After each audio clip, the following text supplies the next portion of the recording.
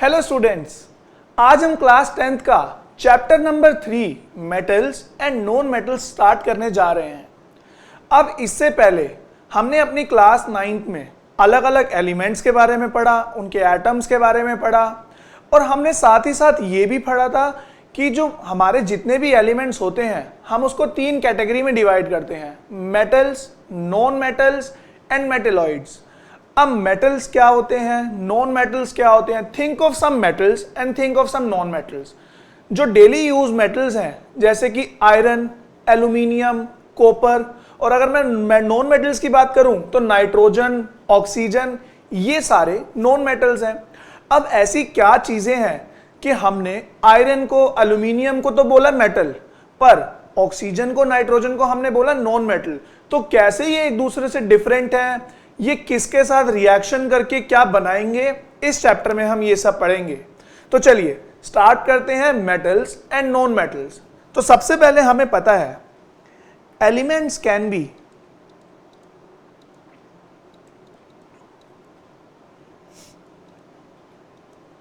classified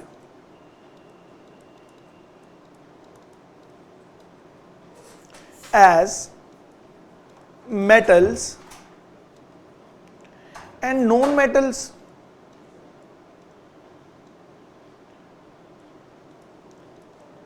On the basis of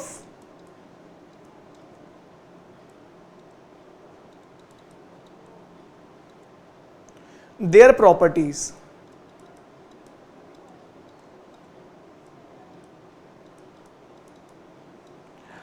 अब पहले हम बात करते हैं एग्जाम्पल ऑफ सम मेटल्स, उसके बाद बात करेंगे example of some non metals, और उसके बाद हम बात करेंगे कि ये कौन सी प्रॉपर्टी होती है जिसके बेसिस पर हम मेटल्स को अलग करते हैं और नॉन मेटल्स को अलग करते हैं।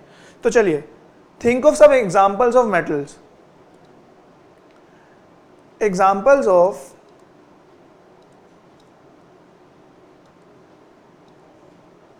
सम मेटल्स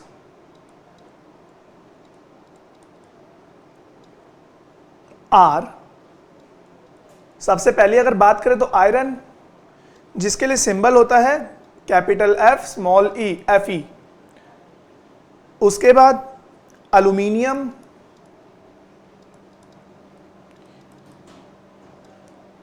जिसके लिए सिंबल होता है एल। उसके बाद silver,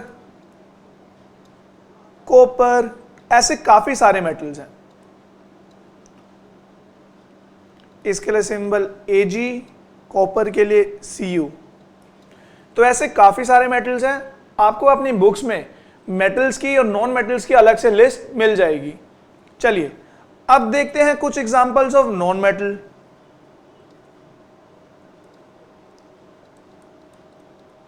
examples of non metals.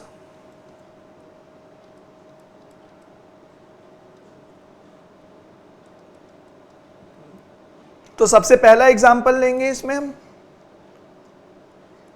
Hydrogen का, जिसका सिंबल होता है कैपिटल H। नाइट्रोजन को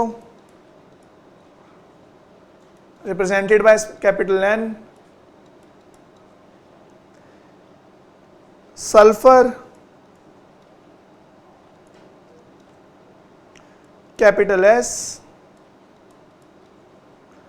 ऑक्सीजन कैपिटल O। तो ये सारे एग्जाम्पल हुए नॉन मेटल्स के। अब हम बात करेंगे कि अगर कोई कंपाउंड या कोई एलिमेंट कुछ पर्टिकुलर प्रॉपर्टी शो कर रहा है तो कब हम उसे मेटल बोलेंगे, कब हम उसे नॉन मेटल बोलेंगे। अगर बच्चों हम किसी भी एलिमेंट को मेटल कब बोलेंगे, जब वो मेटल की सारी प्रॉपर्टीज को सेटिस्फाई करे। और किसी को नॉन मेटल कब बोलेंगे, जब वो नॉन मेटल्स की सारी प्रॉपर्टीज को सेटिस्फाई करे। अब ये प्रॉपर्टीज क्या हैं, कैसे एक दूसरे से अलग हैं, चलिए वो डिस्कस करते हैं। हम मेटल्स और नॉन मेटल्स की प्रॉपर्टी साइमल्टेनियसली डिस्कस करेंगे ताकि आपको डिफरेंस दिखे कि मेटल्स ये वाली प्रॉपर्टीज को फॉलो करते हैं और नॉन मेटल्स में उन प्रॉपर्टी पर क्या होता है। आपके एग्जाम में एक क्वेश्चन भी आता है, right the difference between metals and non metal. तो अगर ऐसा क्वेश्चन आता है तो जो प्रॉपर्टी हम डिस्कस करने जा रहे हैं आप उनमें से कितनी भी properties according to the marks आप लिख सकते हैं। चलिए डिस्कस करते हैं फिजिकल प्रॉपर्टीज।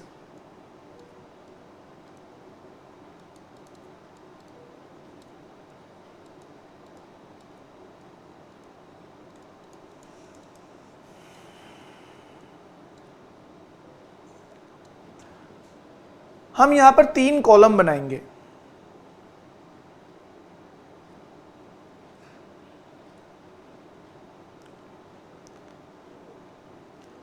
सबसे लेफ्ट में जहां हम लिखेंगे कि हम कौन सी प्रॉपर्टी की बात कर रहे हैं,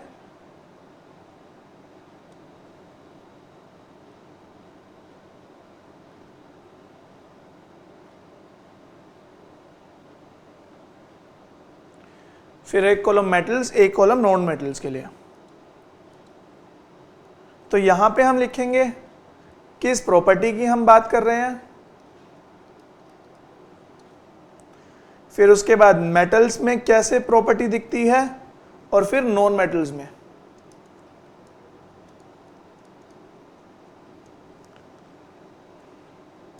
तो जो पहली प्रॉपर्टी है वो है लस्टर।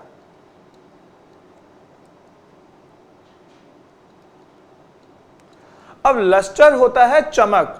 जितने भी मेटल्स होते हैं उनका जो सरफेस होता है वो काफी शाइनी होता है। शाइनी मतलब लस्टरस होता है।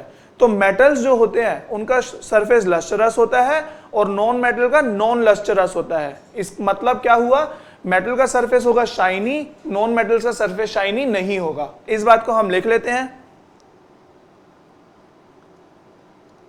Metals have shining surface।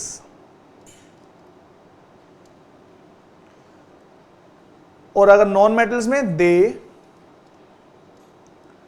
Do not have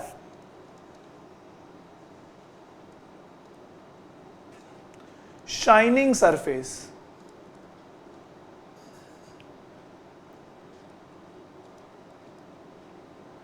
अब सवाल उठता है, क्या सर नॉन मेटल सारे के सारे नॉन मेटल का सरफेस जो होता है शाइनी नहीं होता? तो जब बच्चों इसका जवाब है कुछ एक्सेप्शंस होते हैं। नॉन मेटल्स में सारे नॉन मेटल का सरफेस जो होता है अनशाइनी होता है, पर एक एक्सेप्शन है जिसका सरफेस शाइनी होता है पर वो फिर भी नॉन मेटल कहलाता है, और वो उसका नाम है, उस एलिमेंट का नाम है आयोडीन। तो यहां पे हम लिखेंगे एक्सेप्ट आयोडीन।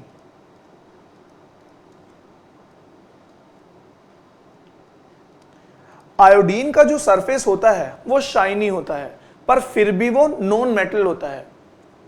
चलिए, ये आपके एग्जाम में भी पूछ लिया जाता है कि name the non metal which have a shiny surface. तो आपको इसमें 1 मार्क क्वेश्चन होगा, तो आपको सीधा आंसर लिखना है iodine is the non metal. चलिए अब बात करते हैं दूसरी प्रॉपर्टी की, हार्डनेस।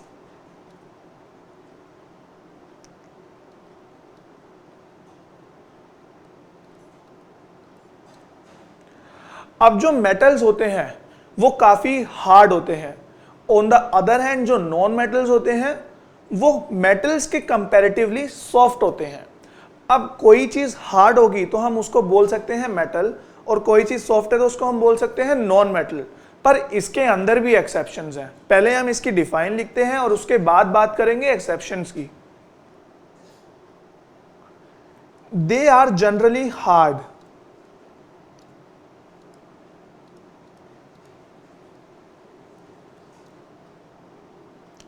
हमने बोला कि जनरली हार्ड।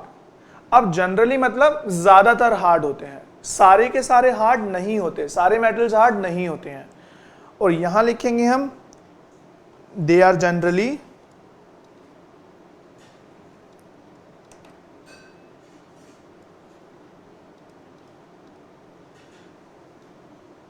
सॉफ्ट। चलिए अब बात करते हैं एक्सेप्शंस की। Except sodium, lithium,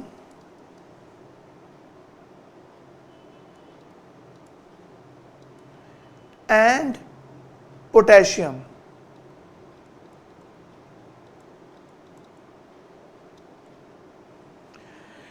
sodium, lithium और पोटेशियम के अलावा जितने भी मेटल्स हैं वो हार्ड होते हैं। ये तीनों ऐसे मेटल्स हैं जो कि सॉफ्ट होते हैं, और ये इतने सॉफ्ट होते हैं कि आप इनको नाइफ से इजीली काट सकते हो। तो यहां हम लिख लेते हैं इस बात को, which are soft and can be cut with knife। तो ये थी हार्डनेस की बात मेटल्स में। अब जो नॉन मेटल्स होते हैं वो जनरली सॉफ्ट होते हैं, accept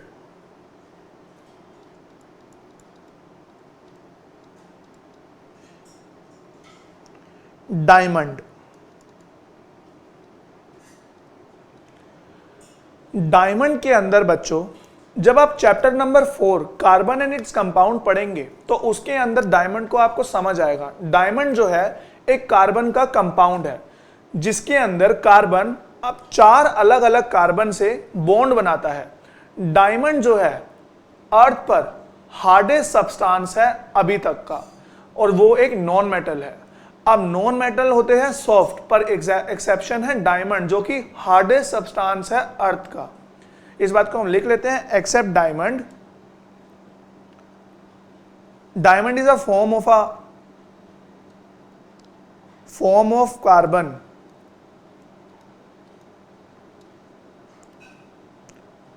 which is the hardest natural substance।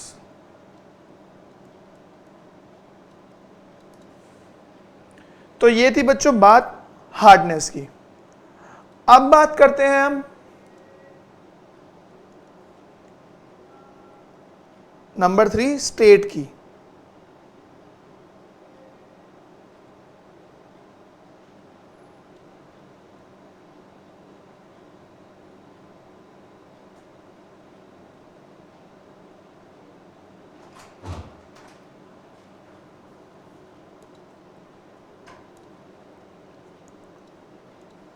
Number 3 state.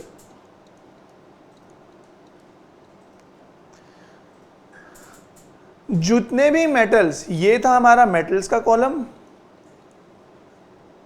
और ये था नॉन मेटल्स का।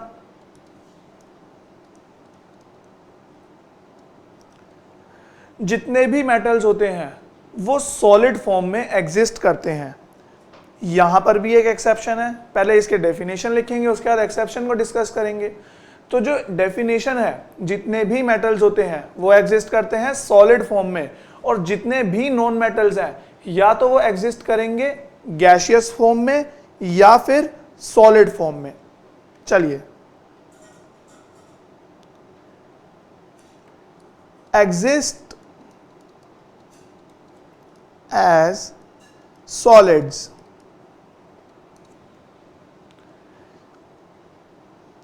और non metal exist as solids और लिक्विड गैसेस।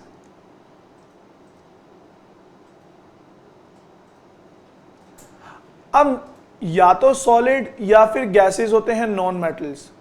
अब यहां पर जो एक्सेप्शन है वो है ब्रोमीन, एक्सेप्ट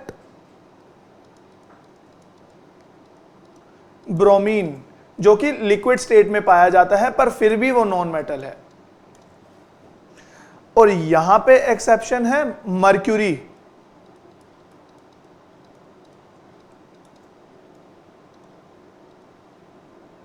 जो कि लिक्विड स्टेट में होता है पर फिर भी उसे मेटल कहते हैं। जो पुराने जमाने वाले थर्मामीटर होते थे उसके अंदर जब आप किसी को फीवर होता है तो हम अपने माउथ में जब थर्मामीटर को इंसर्ट करते हैं तो एक सिल्वरी सी लाइन जो है ऊपर बढ़ती है जो कि टेम्परेचर को दिखाती है, वो होता है लिक्विड मर्क्यूरी, वो एक मेटल होता है। चलिए अब नेक्स्ट बात करते हैं मेलेबिलिटी की।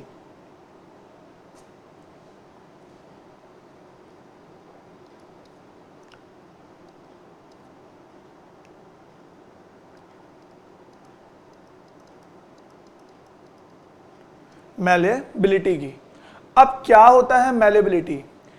अगर किसी सब्सटेंस को बीट कर करके उसको प्लेन शीट में कन्वर्ट कर दिया जाए तो बोला जाता है कि वो सब्सटेंस मेलेबल है। तो जितने भी मेटल्स होते हैं वो मेलेबल होते हैं, मतलब metals can be beaten to convert into a thin sheet. On the other hand non metals are non malleable, मतलब नॉन मेटल्स को बीट कर करके उनको थिन शीट्स में कन्वर्ट नहीं किया जा सकता। चलिए लिखते हैं मेलेबिलिटी के बारे में। मेटल्स कैन बी बीटन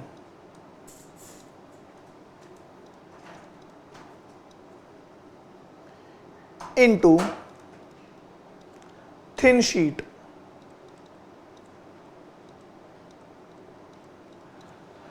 अगर आपको एग्जाम में बच्चों बोला जाए कि डिफाइन मेलेबिलिटी, तो malleability is a property of metal through which a metal can be beaten to convert into thin sheets. इसको हम बोलेंगे मेलेबिलिटी। नॉन मेटल्स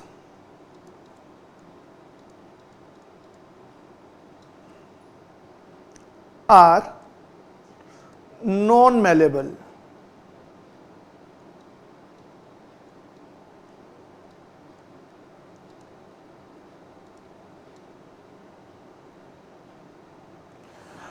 अब बात आती है कि अगर मेटल्स को बीट कर करके शीट्स में कन्वर्ट किया जा सकता है तो सबसे ज्यादा किसको किया जा सकता है, ये आपके एग्जाम में क्वेश्चन आता है।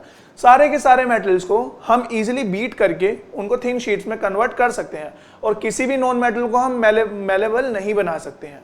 तो अब सवाल उठता है कि सबसे ज्यादा मेलेबल कौन है, तो इसका आंसर है बच्चों गोल्ड एंड सिल्वर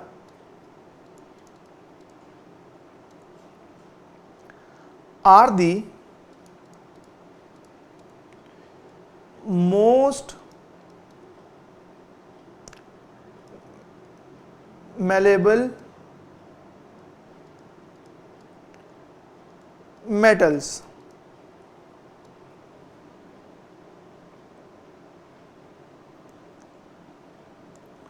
तो ये था बच्चों मेलेबल के बारे में। अब नेक्स्ट बात हम करेंगे number 5, ductility.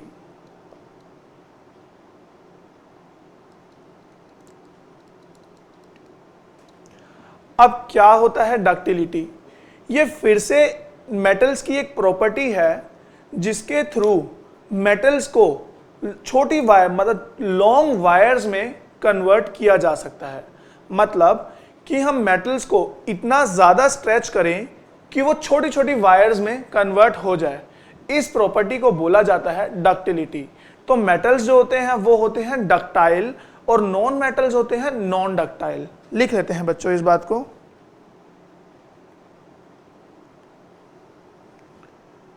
Metals are ductile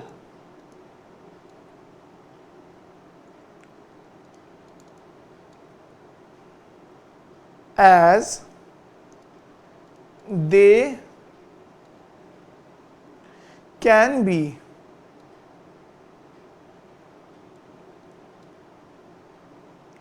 drawn into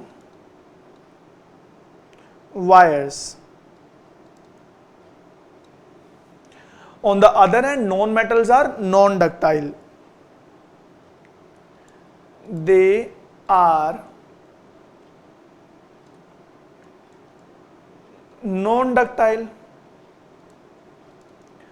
अगर हमसे पेपर में फिर से डेफिनेशन आ जाए कि व्हाट इज डक्टिलिटी, तो हम आंसर करेंगे it is the property of a metal through which it can be drawn into wires. मतलब मेटल शीट या फिर मेटल के किसी एक पीस को हम वायर्स में कन्वर्ट कर सकें, उस प्रॉपर्टी को हम बोलते हैं डक्टिलिटी। अब यहां पर एक और सवाल उठता है कि अगर डक्टिलिटी सारे मेटल्स दिखाते हैं तो सबसे ज्यादा डक्टिलिटी कौन दिखाता है? तो इसका आंसर है बच्चों गोल्ड। गोल्ड एक ऐसा कंपाउंड है, ऐसा एलिमेंट है जिसको हम सबसे ज्यादा वायर्स में कन्वर्ट कर सकते हैं। मतलब अगर मेरे पास इतना सा मेटल का पीस है, ये गोल्ड का पीस है या किसी दूसरे XYZ किसी भी मेटल का पीस है, तो इससे जो वायर बनेगी उसकी लेंथ ज्यादा होगी, इससे जो वायर बनेगी उसकी लेंथ कम होगी। गोल्ड वाले मेटल पीस की जो वायर बनेगी उसकी लेंथ सबसे ज्यादा होगी रेस्ट अदर मेटल से। तो यहां लिख लेंगे हम गोल्ड इज मोस्ट डक्टाइल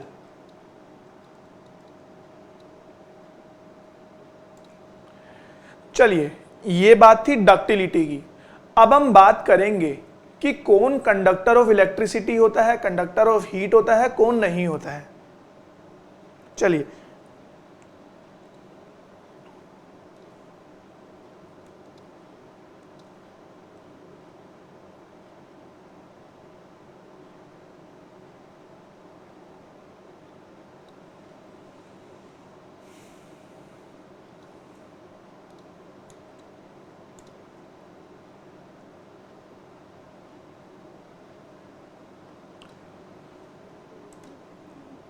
जो नेक्स्ट प्रॉपर्टी हमें बात करनी है वो है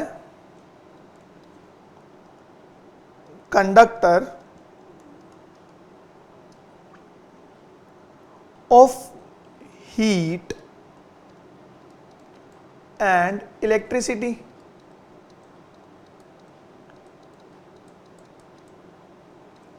चलिए, अब जो मेटल्स होते हैं वो good conductor of heat and electricity होते हैं। तो लिख लेते हैं हम इस बात को, metals are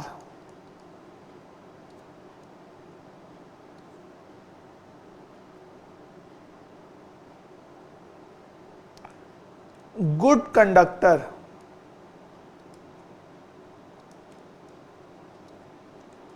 of heat and electricity.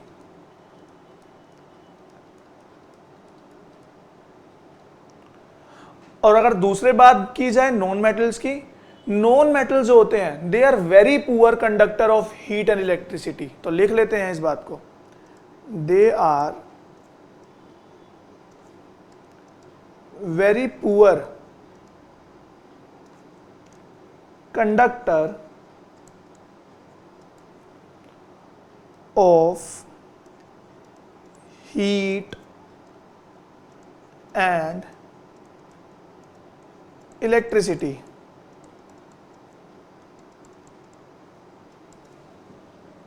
चलिए, अब बात करते हैं, अगर हमें कोई एक ऐसी वायर्स का काम क्या होता है?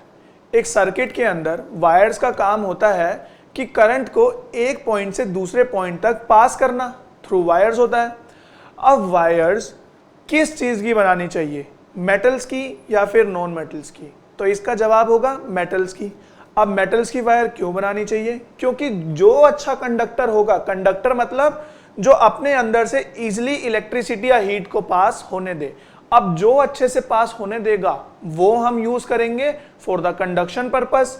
तो इसीलिए metals are used for making electrical wires.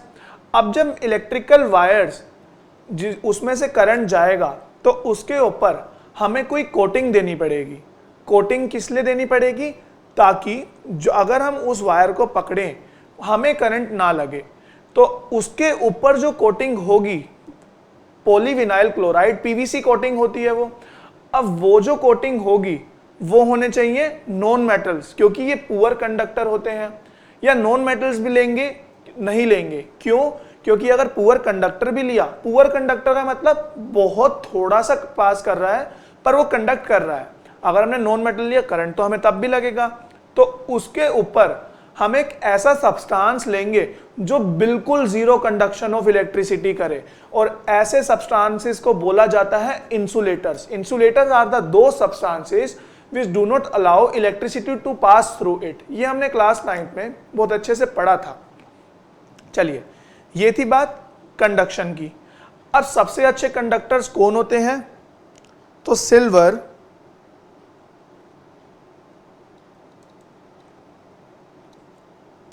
जिसका सिंबल होता है Ag, एंड कॉपर,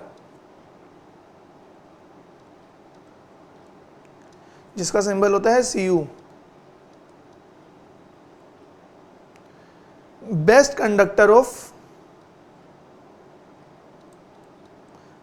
कंडक्टर्स बोलते हैं हम बच्चों इन्हें। और अगर बात करी जाए लेड की, दैट इज Pb, और मर्क्यूरी की, जिसको रिप्रेजेंट किया जाता है Hg, ये भी होते हैं पुअर कंडक्टर्स।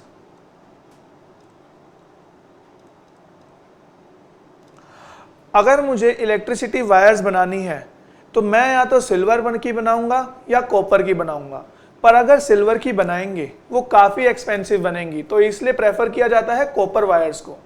चलिए आगे बढ़ते हैं। यहां पे जो एक्सेप्शन है वो है ग्रेफाइट, एक्सेप्ट ग्रेफाइट।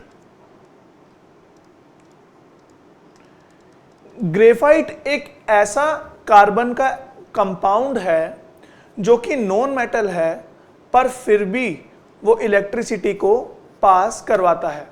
वो क्यों पास कराता है, चैप्टर नंबर 4 में हम डिटेल में पढ़ेंगे। यहां मैं आपको थोड़ा सा बता देता हूं।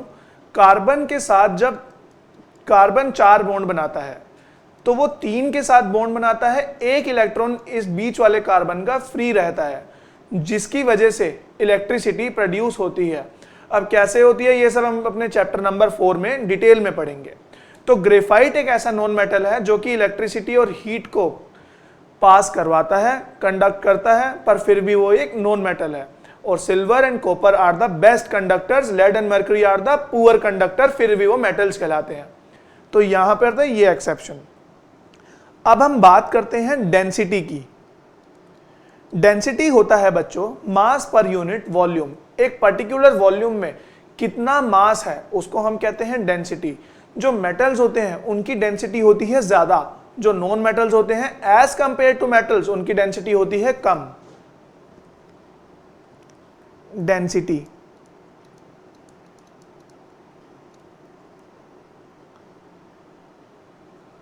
generally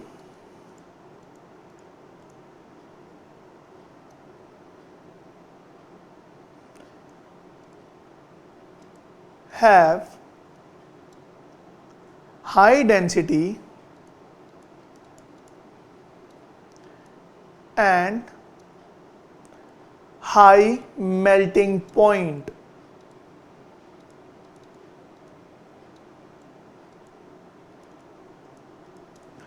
अब डेंसिटी हाई का मतलब क्या है? अगर इतना वॉल्यूम है तो इसके अंदर जो पार्टिकल्स होंगे वो बहुत क्लोजली पैक्ड होंगे, बहुत पास पास होंगे। अब जब पार्टिकल बहुत पास पास कब होंगे? जब उनके बीच में फोर्स ऑफ अट्रैक्शन बहुत ज्यादा होगा। अब फोर्स ऑफ अट्रैक्शन ज्यादा तो उसकी डेंसिटी ज्यादा। अब जब फोर्सेस ऑफ अट्रैक्शन ज्यादा है तो जब हम उसे टेम्परेचर, कुछ हीट प्रोवाइड करेंगे, हीट प्रोवाइड करने से होगा क्या? उसके बीच में बॉन्ड वीक होने स्टार्ट होंगे और टूटना स्टार्ट होगा, उसे हम कहते हैं मेल्टिंग।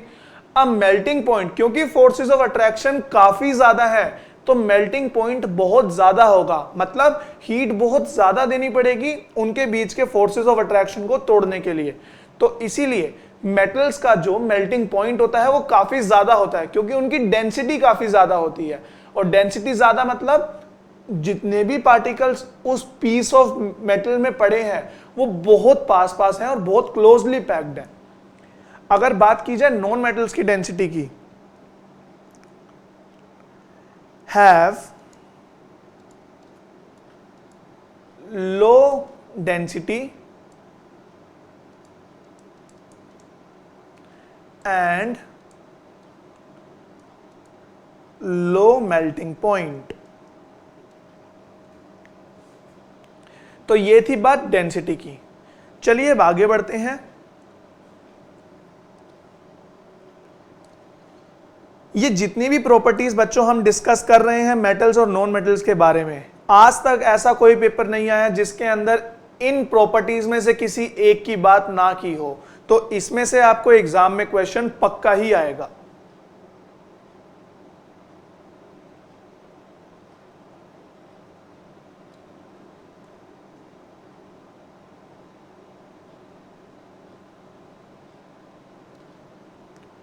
चलिए बात करते हैं हम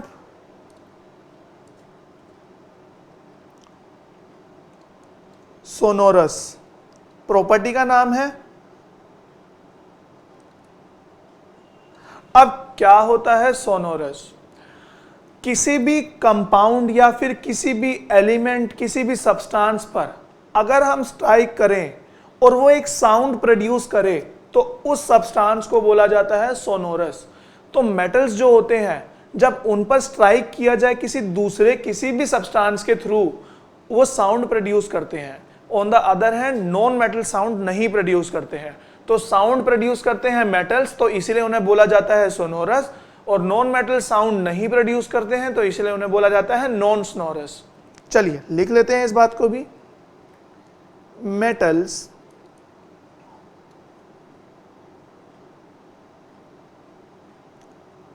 produces a sound on striking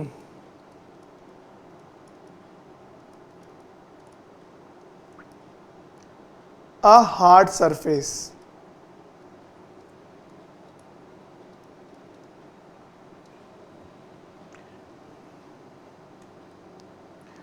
On the other hand, non-metals, they are not sonorous.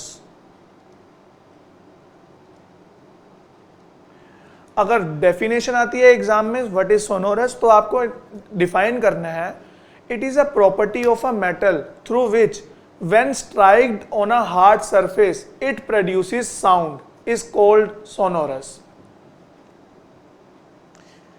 तो सोनोरस के बारे में इतना ही पढ़ना था हमें। लास्ट प्रॉपर्टी जो हम डिस्कस करने जा रहे हैं वो है ऑक्साइड्स।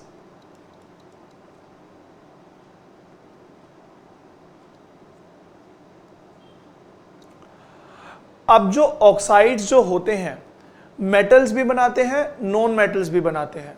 तो डिफरेंस क्या होता है? जो मेटल्स ऑक्साइड बनाते हैं वो होते हैं बेसिक इन नेचर। लिख लेते हैं इस बात को।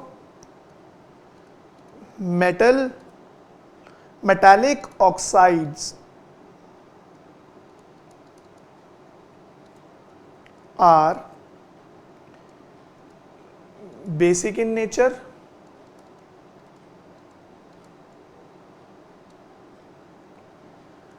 non-metallic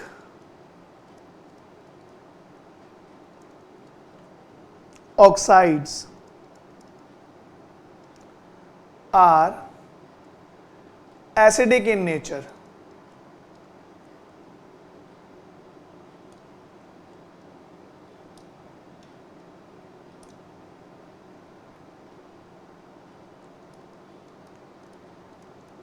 Now what do you mean by basic in nature and no acidic in nature? जब मेटल्स ऑक्सीजन के साथ रिएक्ट करते हैं वो बनाते हैं मेटालिक ऑक्साइड, और जब नॉन मेटल्स ऑक्सीजन के साथ रिएक्ट करते हैं वो बनाते हैं नॉन मेटालिक ऑक्साइड। जो ऑक्साइड्स मेटल बनाते हैं जब उनको एक एक्वस सॉल्यूशन में डाला जाता है, एक्वस सॉल्यूशन मतलब पानी के सॉल्यूशन में डाला जाता है, वो OH- आयंस प्रोड्यूस करते हैं। कौन से ऑक्साइड्स? जो बेसिक ऑक्साइड्स होते हैं, मतलब मेटालिक ऑक्साइड जब पानी के अंदर डाले जाएंगे वो OH- आयंस को प्रोड्यूस करेंगे। ऑन द अदर हैंड जब नॉन मेटालिक ऑक्साइड्स को पानी के अंदर डाला जाएगा वो प्रोड्यूस करते हैं H+ आयंस, जिसकी वजह से उन्हें बोला जाता है एसिडिक ऑक्साइड्स। तो ये था डिफरेंस बिटवीन टू। ये सारी प्रॉपर्टीज थी जिसके थ्रू हम डिफरेंशिएट कर पाते हैं मेटल्स और नॉन मेटल्स के बीच में। अब कुछ प्रॉपर्टीज हैं। अब बात हम करेंगे अगली मेटल्स की, जब रिएक्शन ऑफ मेटल्स की, केमिकल प्रॉपर्टीज ऑफ मेटल्स की। तो हेडिंग डालिए chemical properties of metal. Chemical properties of metals.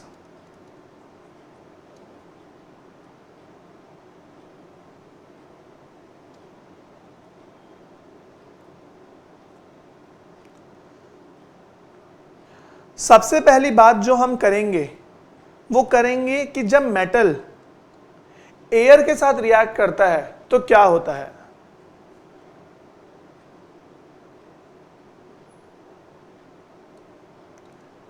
Reaction of metal with air. अब एयर से यहां पर हमारा मतलब है ऑक्सीजन से रिएक्शन। तो अगर आपसे कभी भी एग्जाम में पूछा जाए कि एयर के साथ रिएक्ट करते तो इसका मतलब समझना ऑक्सीजन के साथ रिएक्ट करके। तो मेटल जब ऑक्सीजन के साथ रिएक्ट करते हैं तो मेटल ऑक्साइड्स बनाते हैं। लिख लेते हैं हम इस बात को, मेटल्स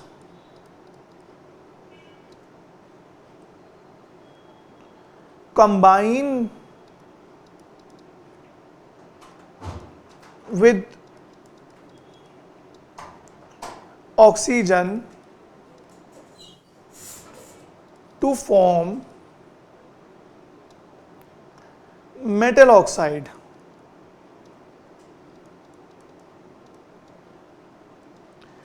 और अगर मैं इसको केमिकल इक्वेशन के थ्रू रिप्रेजेंट करूं तो मेटल प्लस ऑक्सीजन, ऑक्सीजन को हमेशा रिप्रेजेंट किया जाएगा O2 के हेल्प से, तो ये बनाता है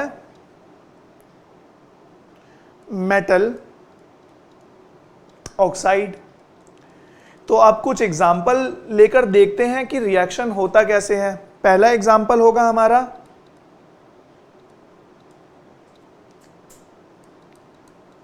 जब कॉपर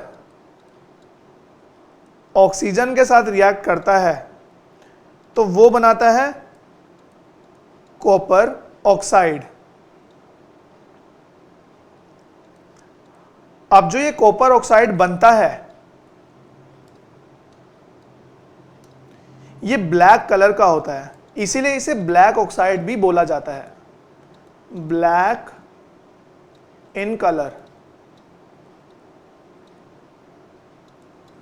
अगर आपसे एग्जाम में पूछा जाए कि ब्लैक ऑक्साइड कब बनता है तो आपको सीधा आंसर करना है जब कॉपर ऑक्सीजन के साथ रिएक्ट करता है तो black oxide that is copper oxide बनाता है। तो ये था एग्जाम्पल 1। अब बात करें एग्जाम्पल 2 की।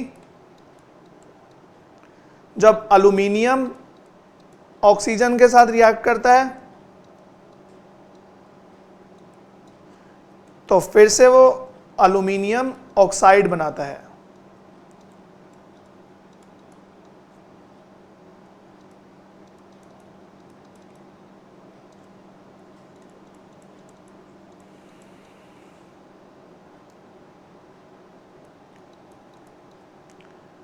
मैग्नीशियम जब ऑक्सीजन के साथ रिएक्ट करता है तो 2 MgO मैग्नीशियम ऑक्साइड बनाता है। तो ये थे कुछ रिएक्शंस जिससे हमें पता लगता है ऑक्साइड की फॉर्मेशन। अब हर एलिमेंट की जो ऑक्सीजन के साथ रिएक्टिविटी पावर होती है वो अलग होती है, जैसे कि इन एग्जाम्पल में भी दिख रहा है। यहां पे 2 कॉपर को चाहिए 1 O2 मॉलिक्यूल, यहां पर 4 एल्यूमिनियम को चाहिए 3 O2 मॉलिक्यूल, यहां 2 Mg को चाहिए 1 O2 मॉलिक्यूल। हर एलिमेंट की ऑक्सीजन के साथ रिएक्टिंग पावर अलग अलग होती है। अब वो सब हम डिस्कस करेंगे अपने नेक्स्ट लेक्चर में। अगर आपको इस लेक्चर से कोई भी डाउट हो, किसी भी तरह का सवाल पूछना हो तो आप हमसे चैट के थ्रू जरूर पूछ सकते हैं। Thank you so much.